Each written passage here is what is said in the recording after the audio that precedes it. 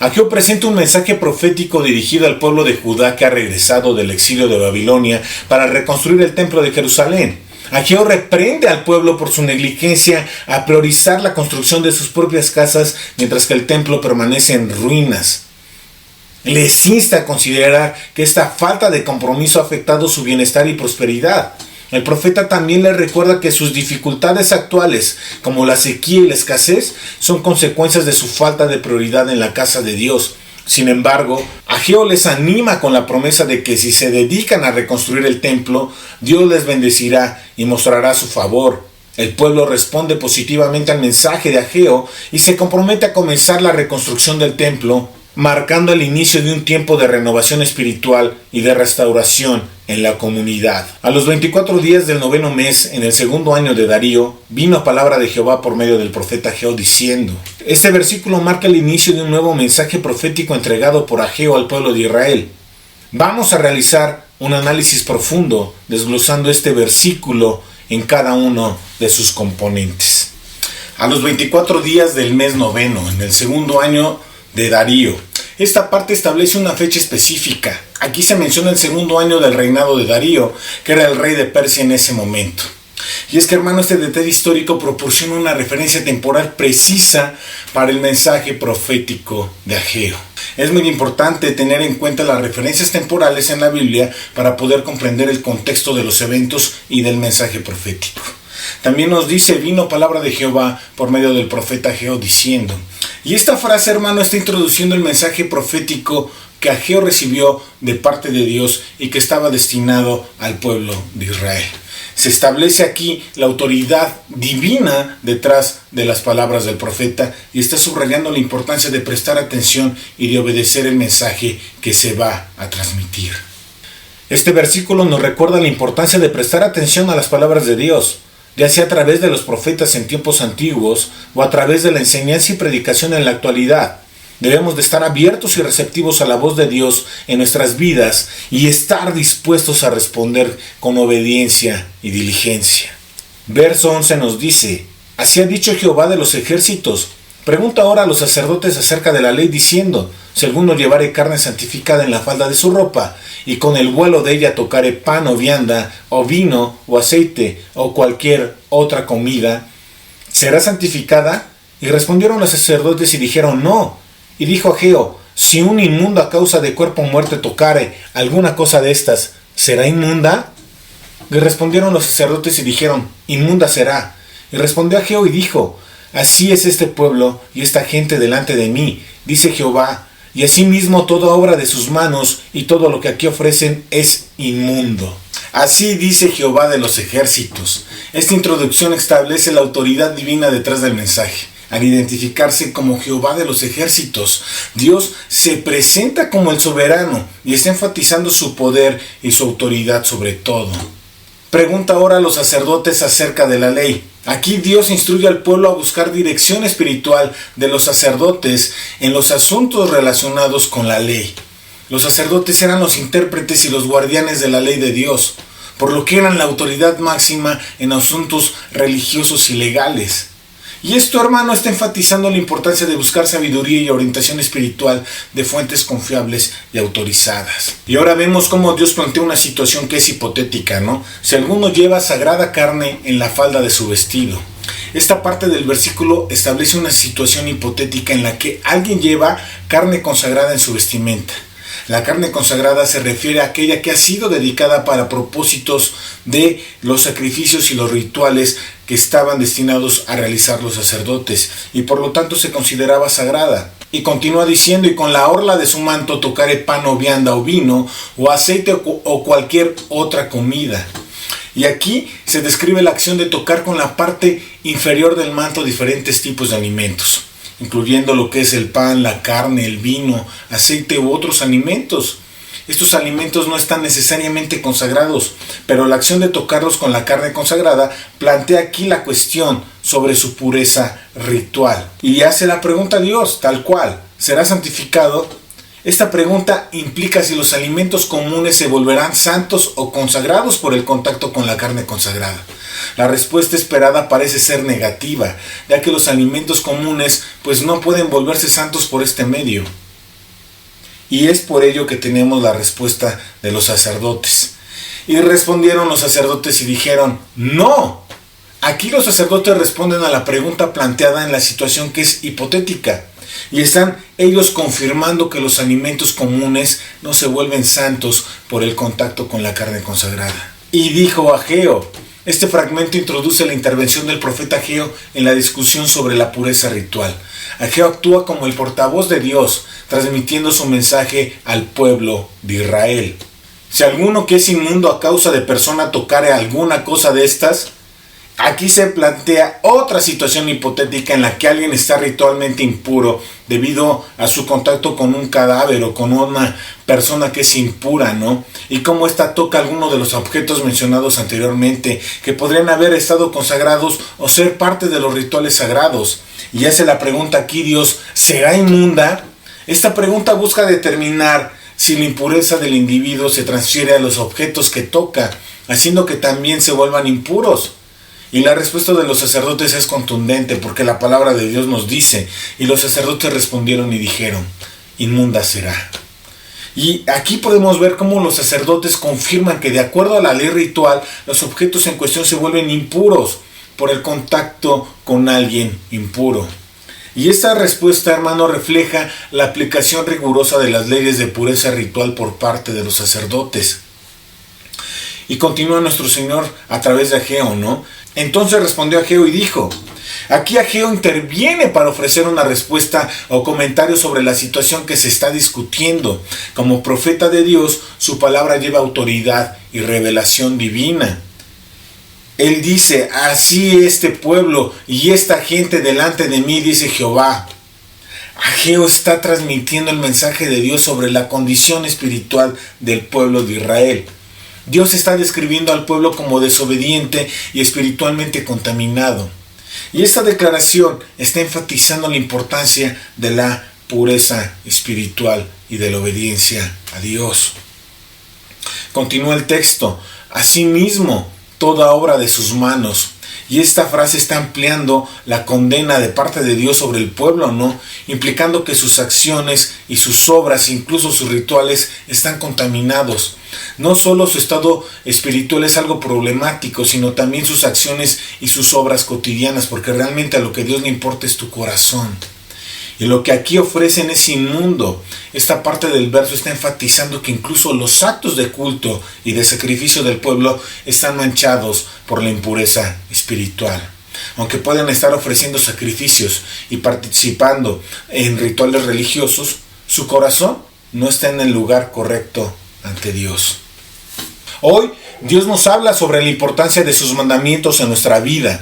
Sus mandamientos de Dios no son una carga, sino una guía, un mapa que nos muestra el camino hacia la verdadera felicidad y plenitud. Y es que, ¿quién mejor que los sacerdotes para conocer la ley de Dios? Ahora tú tienes a tu pastor. Ellos son nuestros guías espirituales, aquellos a quienes podemos acudir para buscar sabiduría y consejo. No dudemos en consultarles cuando necesitemos orientación en nuestra vida espiritual. Estudiemos la Biblia con diligencia, buscando comprender los mandamientos de Dios y cómo aplicarlos a nuestra vida diaria. La oración también es fundamental para nuestra conexión con Dios. En la oración podemos encontrar la paz, la guía y la fortaleza que necesitamos para enfrentar los desafíos de la vida. Los mandamientos de Dios no son una lista de reglas opresoras, sino una expresión de amor para nosotros.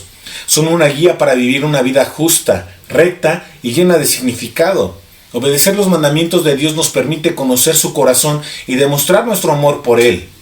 Jehová de los ejércitos es nuestro Señor y soberano.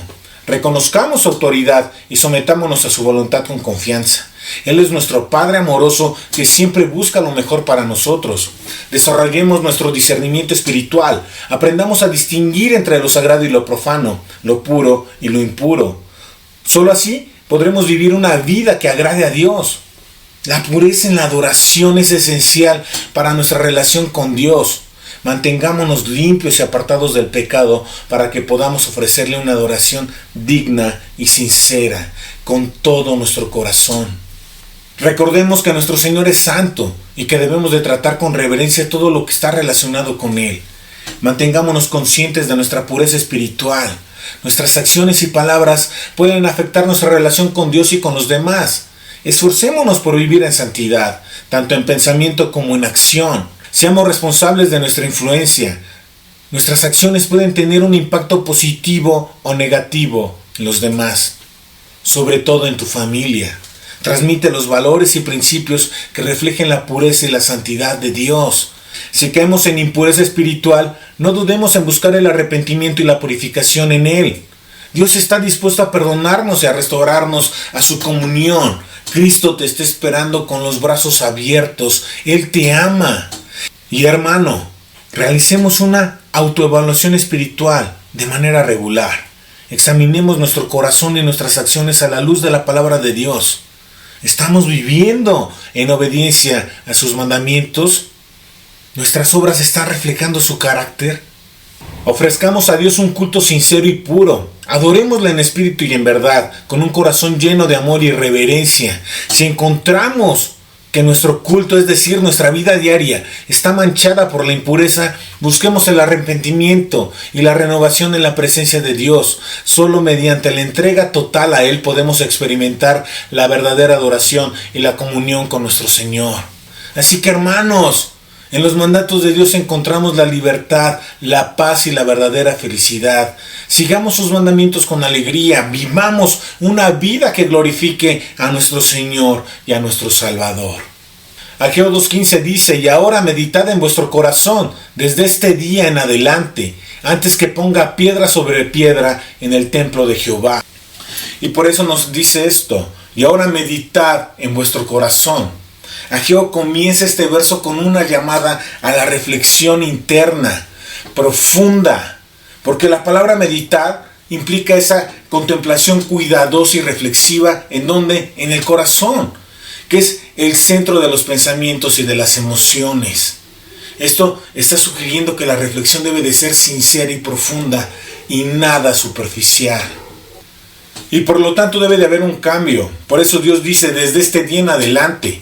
Esta frase establece un punto de inflexión en el tiempo. Ageo está enfatizando que a partir de este momento el pueblo debe de cambiar su enfoque y su actitud hacia Dios y hacia su obra. Es un llamado a la acción de manera inmediata, de una manera decisiva.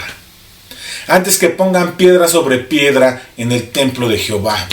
Y esta parte del verso señala la urgencia a la reflexión y a la acción. Ageo está advirtiendo al pueblo que deben de reflexionar y de arrepentirse antes de que comiencen los trabajos de construcción en el templo de Dios. Y esto sugiere que el arrepentimiento y la renovación, ¿sí?, son fundamentales para la restauración del templo, pero sobre todo de esa comunión con Dios. Lo importante no eran las piedras, lo importante era su corazón y la comunión con Él. Por eso les dice: desde aquel día en adelante. Y esta frase indica un cambio o una transición en el tiempo. Y está marcando un punto específico en la historia del pueblo de Israel. Y está sugiriendo que lo que sigue después de aquí en adelante tiene que ser totalmente diferente. ¿Te das cuenta, hermano? El tiempo ha llegado. Es hora de que examinemos nuestras vidas con honestidad y discernimiento, evaluando nuestro compromiso con Dios y su obra en el mundo. No podemos seguir viviendo de una manera superficial, ignorando las áreas de nuestra vida que necesitan transformación. La urgencia del momento es clara. No podemos permitirnos el lujo de postergar nuestro cambio. El tiempo para actuar es ahora. Debemos responder al llamado de Dios con corazones dispuestos y manos listas para trabajar. La renovación espiritual es la base de cualquier transformación verdadera. Antes de embarcarnos en cualquier proyecto o iniciativa, debemos asegurarnos de que nuestro fundamento sea sólido. Debemos de estar en comunión con Dios, viviendo en obediencia a sus mandamientos y buscando su guía en cada paso del camino. Este es un llamado a la acción, a la transformación personal y colectiva.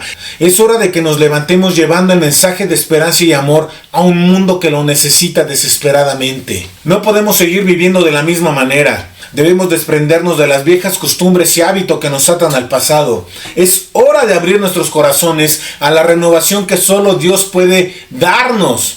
Juntos podemos construir un futuro mejor, un futuro lleno de esperanza y de la luz de Dios, un futuro donde la justicia, la paz y el amor reinen sobre esta tierra. ¿Estás listo para responder al llamado que Dios te está haciendo? Que Dios te bendiga y te guíe en este camino. Verso 16 nos dice: antes que sucediesen estas cosas, venían al montón de 20 efas y había 10. Venían al lagar para sacar 50 cántaros y había 20. Os herí con viento solano, con tizoncillo y con granizo en toda obra de vuestras manos, mas no os convertís a mí, dice Jehová. Continúa diciendo: cuando venían 10 personas a un montón de 20, no venían sino 10. Y este fragmento describe una situación en la que, aunque se esperaría que llegaran 20 personas, solamente llegan 10. Y esto implica una disminución en la fuerza laboral o en la participación de las actividades. Y cuando venían al lagar para sacar 50 cántaros, no sacaban sino 20.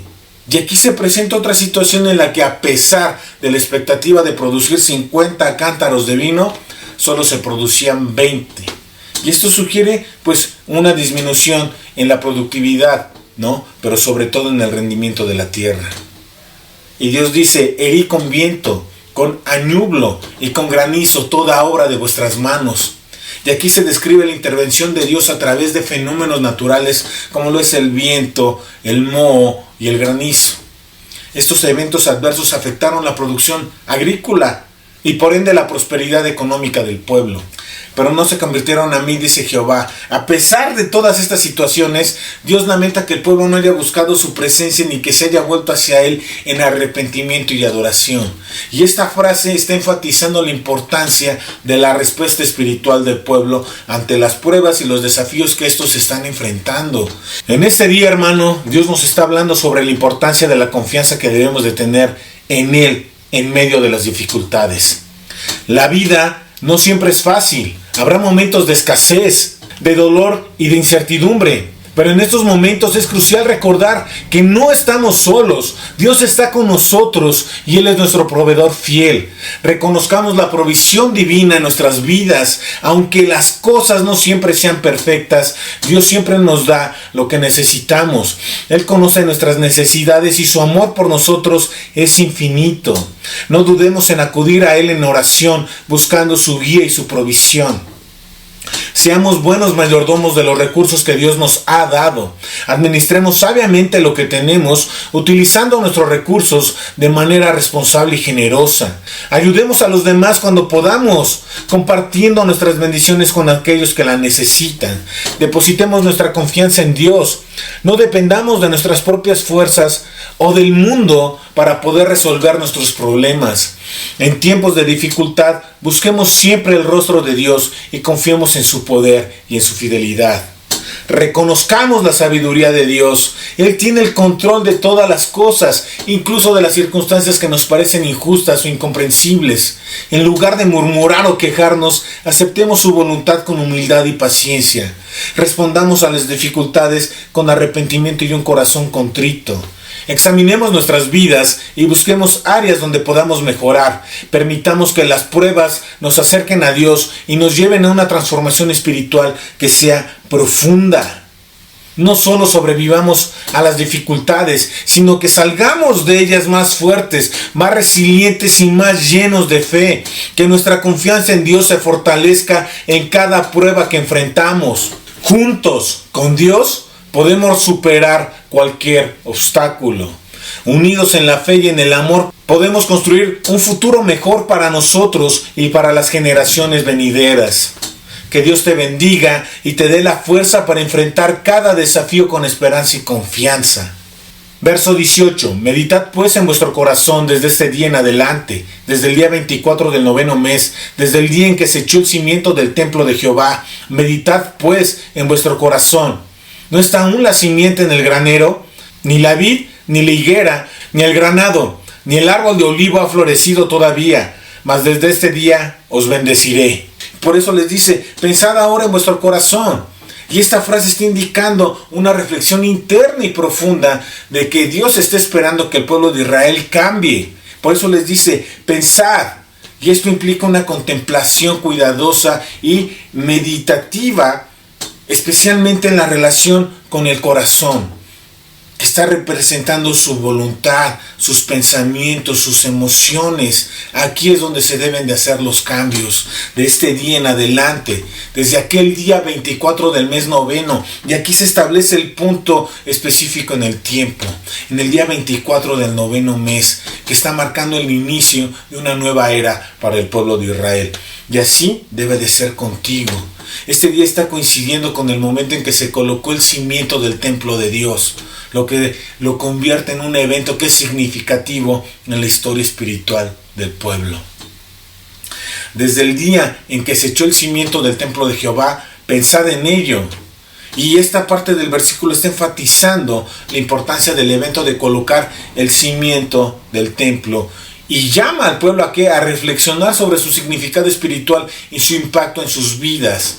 Es una invitación a considerar cómo este evento debe de influir en su relación con Dios y en su compromiso con su obra. Y pregunta, ¿no es aún la simiente en el granero? Y esta pregunta retórica destaca la situación actual del pueblo de Israel en su relación con su provisión agrícola. Está implicando que la simiente, la semilla, ¿sí?, aún se encuentra en el granero sin haber sido sembrada.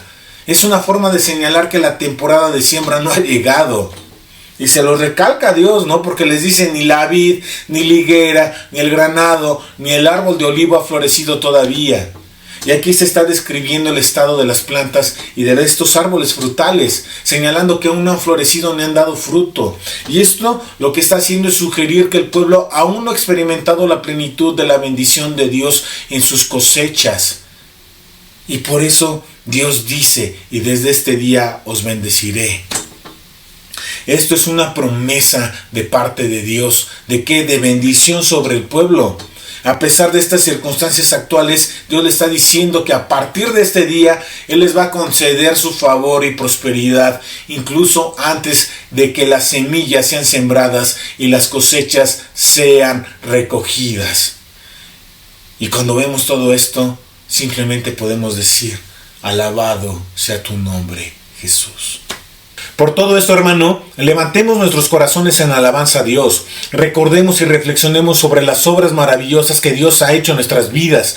Pensemos en aquellos eventos que marcaron un antes y un después en nuestra relación con Dios. Momentos de transformación, de respuesta a la oración, revelaciones de parte de Dios. Todos ellos nos recuerdan la fidelidad y el amor infinito de Dios por nosotros. Seamos conscientes de su presencia. Él está obrando en nuestras vidas, guiándonos y protegiéndonos a cada paso del camino. Estemos atentos a las señales de su gracia y respondamos con gratitud y obediencia. Comprometámonos con la obra de Dios. No somos espectadores pasivos en la historia de la salvación. Dios nos ha llamado a ser colaboradores suyos, a participar activamente en la construcción de su reino aquí en la tierra. Usemos nuestros talentos, nuestros recursos y nuestro tiempo para servir a Dios y a las personas. Confiemos en la provisión de Dios. Aunque las cosas no siempre sean como las esperamos, Dios siempre está obrando para nuestro bien. No dudemos de su poder y fidelidad, incluso en los momentos de dificultad. Tengamos paciencia en la espera. Las bendiciones de Dios no siempre llegan de manera inmediata. A veces debemos esperar con fe y perseverancia, confiando en que Dios va a cumplir sus promesas en el momento perfecto. Y recuerda, hermano, Dios te va a bendecir. No esperemos a tenerlo todo para ser felices. Aprendamos a reconocer y agradecer por las bendiciones que tenemos, por pequeñas que sean. Y ten confianza en lo que Dios te ha hablado. Él te va a bendecir. Así que abre tu corazón a la vida abundante que tenemos en Él. Hermanos, Dios tiene un plan maravilloso para cada uno de nosotros, un plan lleno de esperanza, de amor y de victoria. Sigamos adelante con fe y confianza, recordando que Él siempre está con nosotros. Que Dios te bendiga y te dé la fuerza para seguir adelante en tu camino de fe. El libro de Ageo nos recuerda la importancia de la obediencia a Dios, la necesidad de un cambio espiritual y la confianza en su promesa de bendición. Es un mensaje que sigue siendo importante para nosotros hoy en día. Así que, hermano, examínate. ¿En qué áreas de tu vida necesitas obedecer más a Dios? ¿Qué puedes hacer para arrepentirte de tus pecados y vivir una vida más santa? ¿Y cómo podemos confiar más en la promesa de la bendición de Dios? Vamos a orar. Padre Celestial, te pido que nos ayudes a obedecerte en todas las áreas de nuestra vida. Queremos vivir una vida que te agrade y que sea un reflejo de tu amor y de tu gracia. Ayúdanos a arrepentirnos de nuestros pecados y a vivir una vida más santa. Confiamos en tu promesa de bendición y te pedimos que la derrames sobre cada uno de nosotros, sobre nuestras familias. En el nombre de Jesús te pedimos todo esto, Señor. Amén. Hermano, que tengas una gran noche y que Dios te bendiga.